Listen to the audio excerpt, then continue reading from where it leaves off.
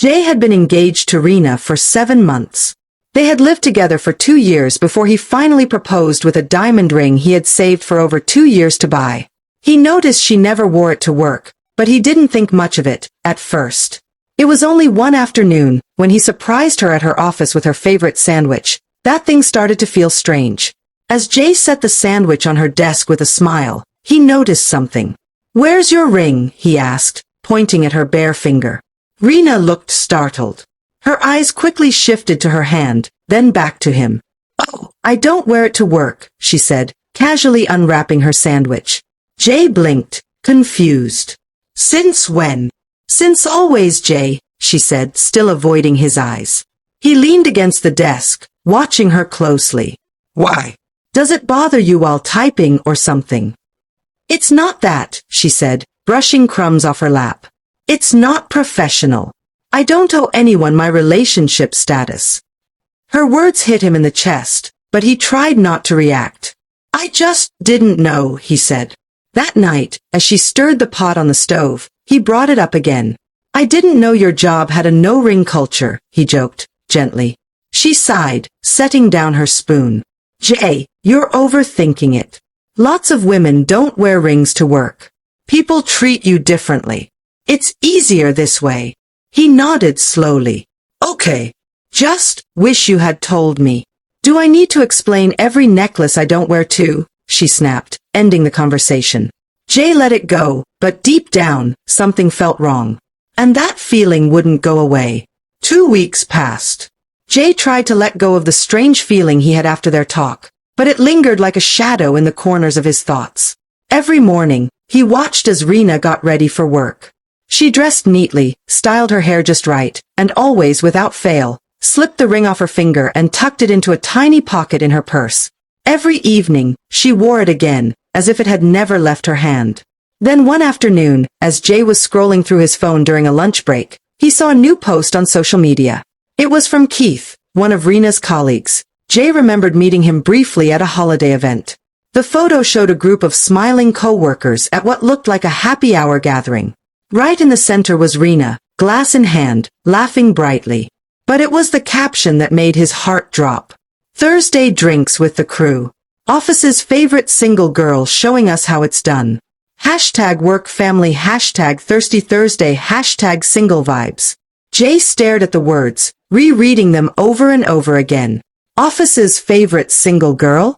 He zoomed into the picture, and sure enough, her left hand was visible. No ring. None. Just a wide smile and a hand wrapped around a cocktail glass. He sat there frozen, the screen still glowing in his hand. That night, when Rena came home, she wore the ring again, greeting him with a kiss and talking about her day like everything was fine. Jay said nothing. But something inside him shifted. The next morning, he watched her again, watched her slip the ring into her purse before heading out. "Have a great day, babe," she said cheerfully. "You too," he replied, his voice calm. But his silence wasn't peace. It was the beginning of a storm. Jay didn't say anything for days. He just watched. Every morning, Rena would leave the house with the ring in her purse. Every evening, she'd return with it back on her finger like nothing happened. She smiled, kissed him, asked about his day. And he'd play along, nodding, pretending to listen while inside. Questions burned. Had she always been like this? Was this the woman he had proposed to? That weekend, he met up with his longtime friend Mark, who worked in the same field as Rena. Over soft drinks and grilled meat, Jay tried to keep it vague. "Is it common for women in corporate consulting not to wear rings at work?" he asked. Mark looked at him strangely. "What? No, not really. I know married and engaged women who wear theirs every day." "Why?"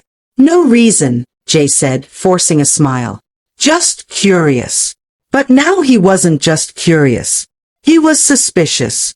That night, while Rena was in the shower, Jay stared at her phone on the bed. He'd never invaded her privacy before. It wasn't something he believed in. But the ring, the caption, the laughter with her co-workers, all of it twisted in his chest like a knot. He picked up the phone, his hands shaking. The passcode hadn't changed. What he found hit him like a punch to the gut. A hidden Instagram account. Flirty comments from male co-workers. Worse, an active dating profile. Rena, 29, fun-loving consultant, loves dogs and travel. Under relationship status, single. Jay's eyes blurred. He scrolled further, texts between her and Keith. Laughing about, keeping the fiancé clueless. Pictures from happy hours, selfies in hotel rooms. She wasn't just acting single. She was living single. When Rena stepped out of the shower, wrapped in a towel and smiling, Jay had already placed her phone back exactly as he found it. "You okay?" she asked. "Yeah," he replied, meeting her eyes with practiced ease. "Just thinking about work." The next 2 days, Jay moved like a ghost in his own home. He still kissed her goodnight. Still asked if she needed anything. But inside, his heart was packing its bags. He didn't want a fight. He wanted a clean exit. He started preparing. He backed up his files, gathered his documents, and made sure he had everything important. Rena had no idea. She still wore the ring when she got home, still kissed him like nothing had changed. But Jay had already changed. He was done pretending. On the third morning, once Rena left for work, Jay stood in the center of their shared apartment and took one last look around. It was a quiet place now, filled with memories that didn't feel real anymore. He packed only what he needed, his clothes, his journals, his laptop. The framed photo of his late mother. Everything else, he left behind. Before leaving, he made one more stop, the bank. There was a joint wedding fund they had talked about for months, $42,000 saved for the venue, vendors, and honeymoon. Rena knew about it, but Jay had control. Just last month, he'd added her name to the account, planning to surprise her with full access. Instead, he closed the account completely, transferred every dollar back to his personal account. And then he drove, far from the city, to his best friend Mark's lake house. The first message came at 2:17 p.m. "Jay, what's going on? The wedding planner just called. Our payment bounced. Did something happen to the account?" More texts followed. "Please pick up. I'm confused. Are you okay?" By evening, her tone had shifted. "Jay, please. I don't understand. Talk to me. This is serious." But Jay said nothing. He turned off his phone and walked down to the edge of the lake. The still water calmed him. For the first time in weeks, he could breathe. The next morning, she must have gone home for lunch. "You moved out. Without even telling me. What's wrong with you?" she wrote. Jay still didn't reply. Her messages turned desperate. "Are you breaking up with me? Is this about the ring? You can't throw away 3 years over something small." Then came the fear. "I'm scared. I can't afford rent this month. I thought we had a plan." Jay read every word but said nothing. He was done explaining himself to someone who never told the truth.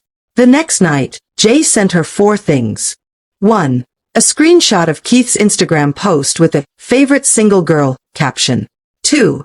A photo of her hidden Tinder profile. 3. A screenshot of her texts with Keith mocking Jay's ignorance. 4. A picture of the now empty ring box. He wrote no words. Just sent the proof. Within seconds, his phone exploded with calls and messages. Rena called over and over, begging him to speak to her. "Jay, please, it's not what you think. I was confused. I never meant to hurt you. Please talk to me." But the truth didn't need explanation. Her actions had already said everything.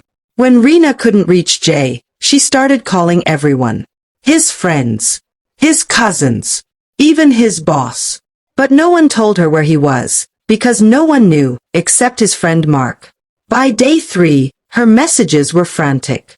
"They're threatening to evict me. I was counting on our account. Please help me.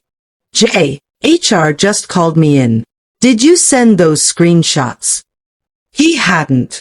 It was likely Keith, trying to save his own job. The fallout was just beginning. That evening, Jay got a call from Rena's father. "I'm sorry, son," the man said after Jay explained what had happened. "She's always been her own worst enemy." Jay hung up with a heavy but strangely peaceful heart. Jay now lived in a small guest room at his friend Mark's lake house. It was quiet, surrounded by trees and water. The kind of silence that helped him think. Each night, he would sit on the back porch with a glass of something warm, sometimes whiskey, sometimes tea, depending on how heavy his heart felt. The ring he had once saved for, $18, $500 worth of love and hope, sat untouched in the glove compartment of his car. He thought about selling it. Other times, he thought about keeping it as a reminder. Not of the betrayal, but of what he had survived. Some nights, Jay would open the glove box, take the ring out, and look at it under the porch light. A beautiful stone. One he imagined would stay on her finger forever. But forever turned out to be just a show, for guests, not truth. A week later, he finally answered one of her calls. She was crying before he even said a word. "Jay, I'm sorry. I need help. I'm going to lose the apartment. My cards are maxed out. You're the only one I can turn to." Jay said nothing for a long time. Then his voice came, steady and quiet. "You had me, Rena. I loved you. I saved for you. I trusted you. And you threw that away. This is your doing. You made your choices. Live with them. I was stupid.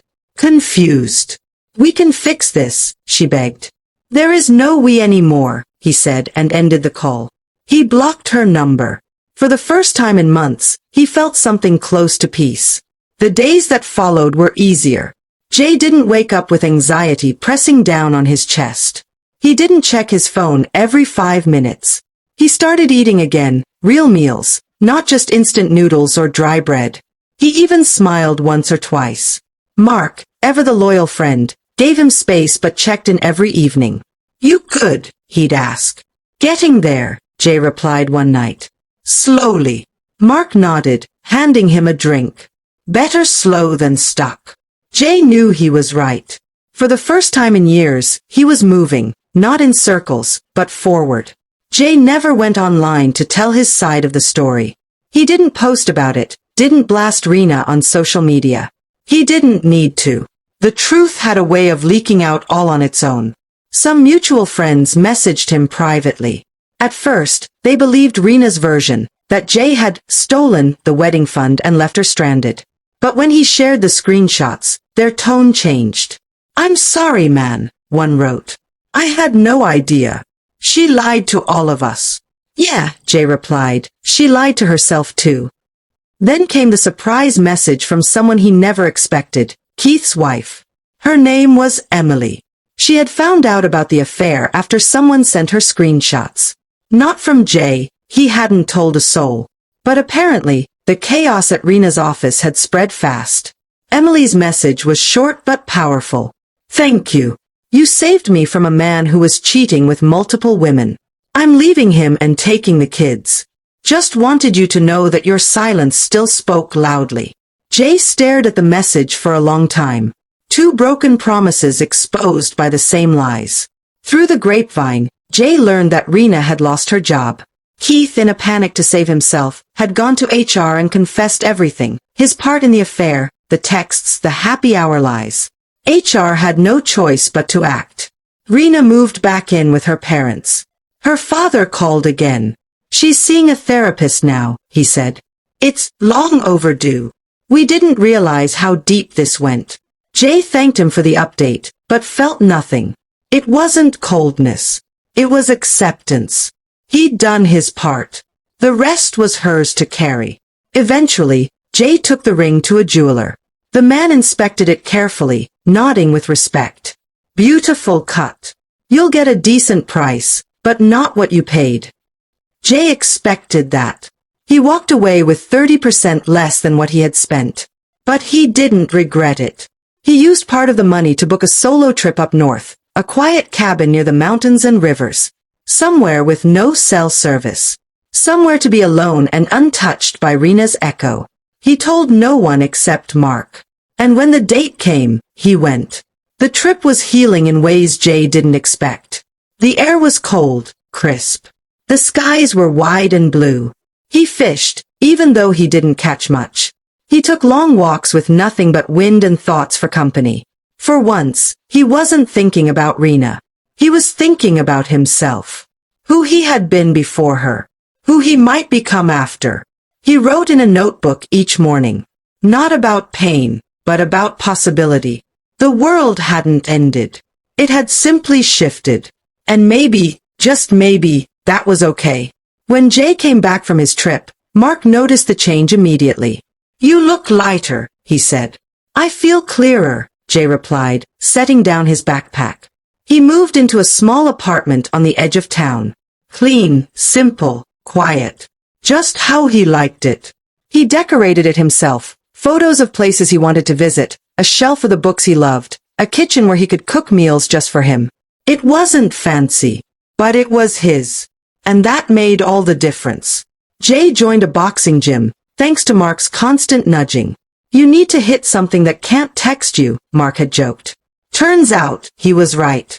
Punching that heavy bag helped more than talking sometimes. He dropped 15 pounds in 2 months and felt muscles he hadn't used since college. The pain in his chest was slowly being replaced by strength. In his body, in his choices, in his boundaries. He still wasn't dating. Still wasn't looking. For now, he was learning to be alone. Not lonely, just whole. One weekend afternoon, Jay drove past the apartment he once shared with Rena. It was unplanned, just a coincidence. But seeing the building stirred something in him. He parked across the street for a moment, watching it silently. He thought about the nights they made dinner together. The time she'd fall asleep on his chest during a movie. The mornings when she'd laugh, barefoot, brushing her teeth while dancing to music in her pajamas. It wasn't all fake. Some of it had been real. But somewhere along the line, Rena chose lies. And no matter how many good moments they had, trust once broken never came back the same. Jay started the car again. He didn't need to look back. He wasn't going that way. Therapy wasn't something Jay had ever imagined for himself. He used to think it was only for people who were weak or lost. But he wasn't ashamed when he sat down in that quiet room with a soft chair and a kind-faced woman named Sandra. "I don't even know where to start," he admitted during his first session. "Start with the truth," she said. So he did. Session after session, he spoke of the betrayal, the confusion, the guilt of not seeing it sooner. And each time, the knot in his chest loosened just a little more. He was learning how to breathe again. Sometimes at night, Jay still had dreams about their wedding. Not the one that never happened, but a dream version. White chairs in the garden. A string quartet. Rena walking down the aisle with tears in her eyes and forever on her lips. He'd wake up sweating, heart pounding, the dream fading into air. It wasn't the loss of the event that haunted him. It was the idea that he'd almost tied himself to someone who didn't value what he brought to the table. That realization would hurt less over time. But it still stung in quiet moments. One morning, Jay opened his mailbox and found an envelope with no return address. Inside was a handwritten letter from Rena. She didn't ask for money. She didn't beg for a second chance. Instead, she apologized, really apologized. Not in a text. Not in panic. But in a tone he'd never heard from her before. She admitted the lies. The double life. The Tinder account. The flirting at work. She even thanked him for never humiliating her publicly. At the end, she wrote, "I never appreciated what I had. That's on me. I hope you find peace." Jay folded the letter and put it away. Some doors didn't need to be reopened, but it felt like that one had finally closed. Jay's days began to fall into a rhythm.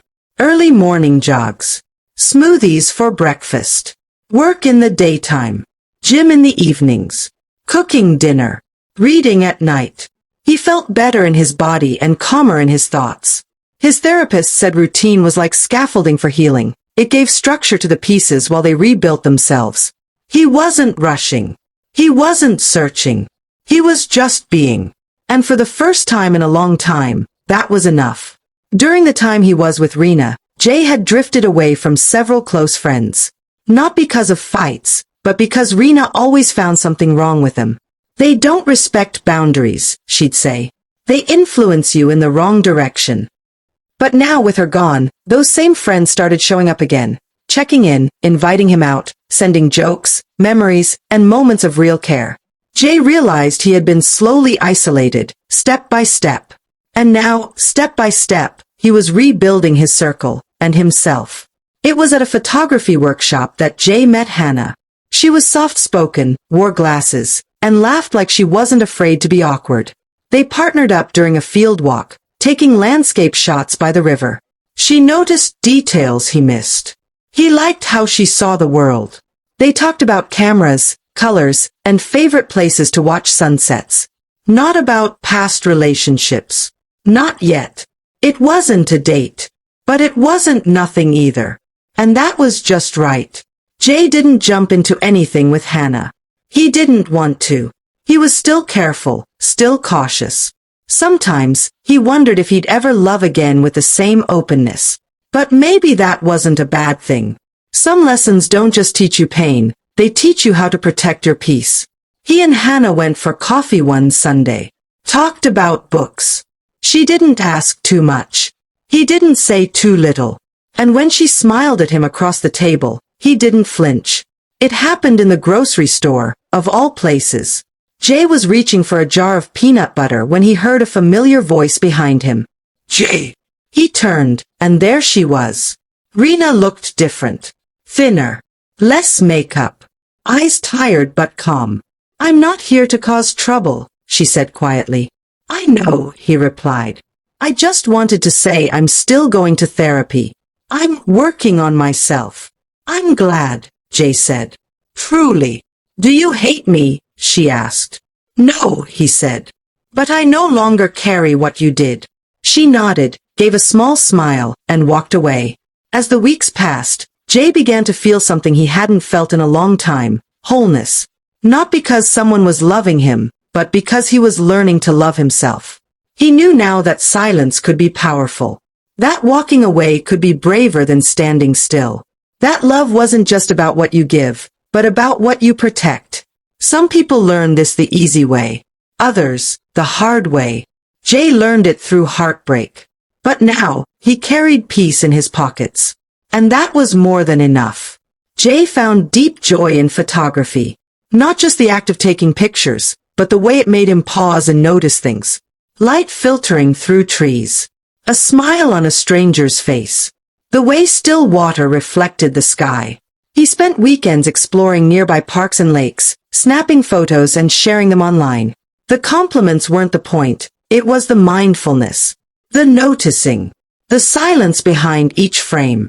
Each photo was a reminder that beauty still existed, even after heartbreak. One evening, Hannah invited Jay over for dinner. It was casual, simple.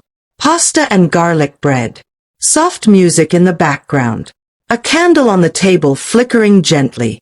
They didn't talk about the past. Just books, travel dreams, funny childhood memories.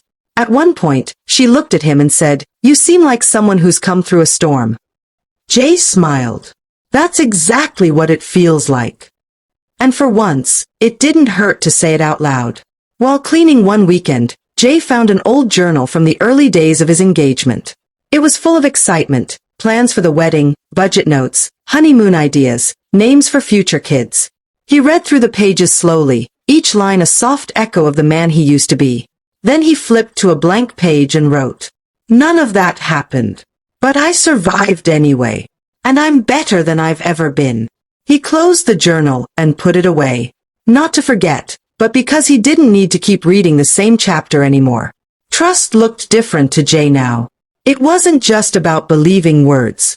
It was about watching actions. Seeing how someone behaved when you weren't looking. Listening not just to what they said, but what they didn't say. With Hannah, he moved slowly. He didn't try to control things. He didn't rush to define them. He simply showed up honestly, and watched how she did the same. That, he realized, was trust in its realest form. Not blind faith, but earned safety. An invitation came in the mail. His cousin was getting married, and Jay was expected to attend. A year ago, that would have felt like walking into a fire. Now, he was ready. He RSVP'd yes, bought a clean navy blue suit, and let Hannah know about it. "Want to come with me?" he asked gently. She smiled. "I'd love to." It wasn't about proving anything. It was just another step forward. The ceremony was beautiful. White flowers, soft music, joy in every corner. Jay and Hannah sat side by side among the guests, holding hands.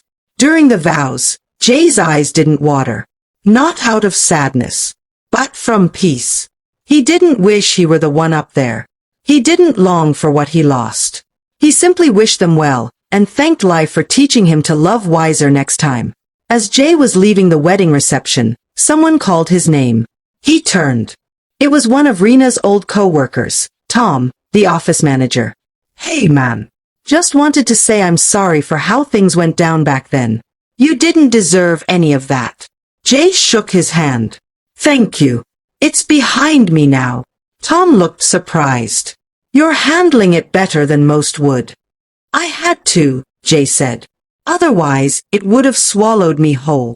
One quiet afternoon, Jay got a message request on social media. It was from Rena. Just one sentence. "I hope you're truly happy. I'm getting better." Jay read it once, then closed the app. He didn't reply. Not because of bitterness, but because nothing more needed to be said. Some chapters end with full stops. Others with silence. This one had ended long ago. Jay moved again, this time not to escape anything, but to create something. A cozy one-bedroom near the river, with big windows and light that poured in every morning. He painted the walls warm beige. Hung his photography on the walls. Cooked new recipes just to try something different. It felt like home. Because it was. Not a place shared out of love for someone else, but a place built from love for himself. On a Sunday morning, Jay and Hannah took a walk along the river. They talked about nothing important, just joked and laughed and admired the birds. At one point, she reached for his hand without a word. He didn't flinch. He squeezed her hand back and looked at the water. Calm, steady, moving forward. Just like him. Jay began teaching beginner photography classes at the community center. At first, he was nervous. But it turned out he had a gift for explaining things simply. The students, from teenagers to retirees, appreciated his calm approach. He taught them about light, shadow, and most of all, timing. Photography is about waiting for the moment, he told them. Kind of like life. One of Jay's photos, a misty sunrise over the lake, was accepted into a local art gallery. When he stood beside it at the opening, people asked him what inspired the shot. He smiled softly. Healing, he said. No one knew the full story behind it. And they didn't need to. What mattered was what they saw in it now. Hope, light, and quiet strength. Jay and Hannah grew closer with time. There was no grand proposal, no rush. Just two people learning each other's rhythms, respecting boundaries, and showing up. One evening, she said, "I feel safe with you." Jay smiled. That's all I've ever wanted to give someone. That night, he slept peacefully, with no dreams of the past. On his birthday, Jay wrote a letter, not to anyone else, but to himself. "You made it," he wrote. Not just through betrayal, but through the ache of doubt, the quiet rebuilding, the temptation to settle. You chose peace. You chose truth. You chose you. He sealed it and tucked it in a drawer. A reminder. A reward. Jay visited his parents that weekend. They had supported him through everything without ever asking for details. His mom hugged him tighter than usual. "You look happy," she said. "I am," Jay answered. "For real this time." His dad patted his shoulder. "Told you it would pass. You just needed time." Jay nodded. He finally believed it. It rained hard one day, and Jay didn't go out. Instead, he made tea, sat by the window, and watched the drops slide down the glass. It reminded him of the night he left his old apartment in silence. Back then, he had felt numb. Now, he felt calm. Time didn't heal everything, but it helped him grow stronger around the wounds. Lying beside Hannah one evening, Jay asked, "Do you believe some pain is meant to teach us?" She looked up at him. "I think pain teaches us to look at what we were ignoring." He kissed her forehead. "Then I must have ignored a lot. Maybe. But you're paying attention now." Jay still kept the old ring box, not out of longing, but as a quiet trophy. One day, he gave it away to a local charity that helped young couples with wedding planning. He didn't need it anymore. He was free from what it used to mean. Jay stood on a hill, camera in hand, looking at the city below. He snapped a photo of the horizon, glowing orange under the evening sun. He thought of the journey, painful, confusing, slow, and how far he'd come. He no longer saw himself as the man who was left. He saw himself as the man who chose to rise. Jay didn't get the wedding he once dreamed of. But he got something better, himself. Not broken. Not bitter. Just wiser. Freer. Stronger. He still believed in love. Still hoped for joy. Still smiled at strangers and helped people cross the street. Because life didn't stop when his engagement ended. It opened. And this was just the beginning. Please, subscribe to African Tales by Helen Gold for more African stories. Comment, like, share, and turn on your notification bell.